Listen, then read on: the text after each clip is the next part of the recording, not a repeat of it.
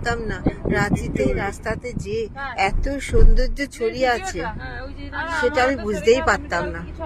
একটা কথা আছে রবীন্দ্রনাথের না, দেখিতে গিয়েছি সাগর নদী, দেখিতে গিয়েছি সিন্ধু, দেখা হয় নাই চক্ষু মিলিয়া, ঘর হতে শুধু ধোপা ফেলিয়া, একটি ধানের শীষের উপর একটি শিশির বিন্দু।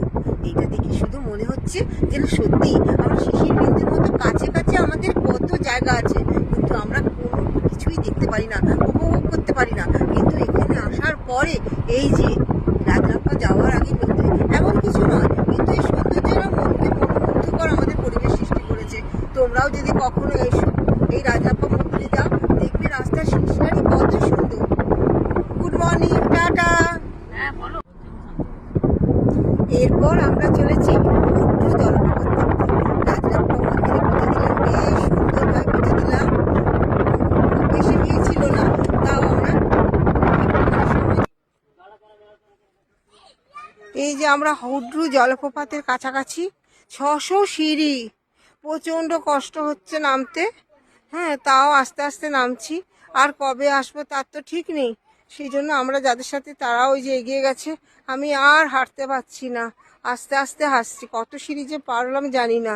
উপর থেকে যারা উপরে উঠে আসছে তারা বলছে আপনারা আর যাবেন না, খুব কষ্ট।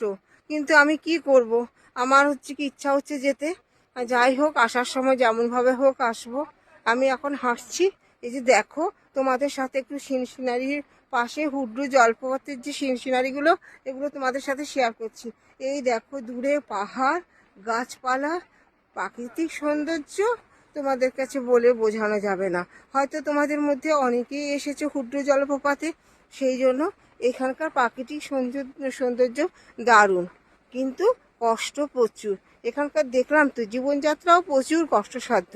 এখানকার পাহাড়ের কোলে সবাই কি সুন্দর বাসা করে সুন্দর সুন্দরভাবে রয়েছে, কিন্তু আমরা ওদের কষ্টসাধ্য জীবনের সাথে কিছুতেই শেয়ার করতে পারবো না। তোমরা দেখো দেখো এখানে কত পাহাড় আর পাহাড়ের গাছ, এই দেখো পুরো তোমাদের সাথে শেয়ার করছি। সিঁড়িতে নামছি তো হাঁপিয়ে যাচ্ছি। হ্যাঁ, এখন কত সিঁড়ি আসলাম জানি না, একটু একটু সে জলপ্রপাতের শব্দ শুনতে পাচ্ছি। এখনো মনে হচ্ছে অনেক সিঁড়ি, দেখা যাক কতটা কি।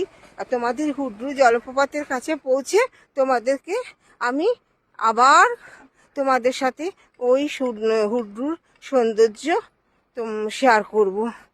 যখন তোমাদের যদি ইচ্ছা হয় এই ভিডিও দেখে তোমরাও আসতে পারো। টাটা। অবশেষে এসে পৌঁছালাম হুড্রু জলপ্রপাতে।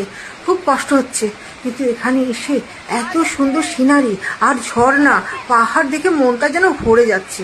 তোমরা যদি 2-1 দিনের মতো আসো এখানে, দেখবে তোমাদেরও খুব ভালো লাগবে। আমার তো খুবই ভালো লাগছে। এরপর শুধু একটাই চিন্তা, কি করে আবার উপরে উঠে যাব। টাটা।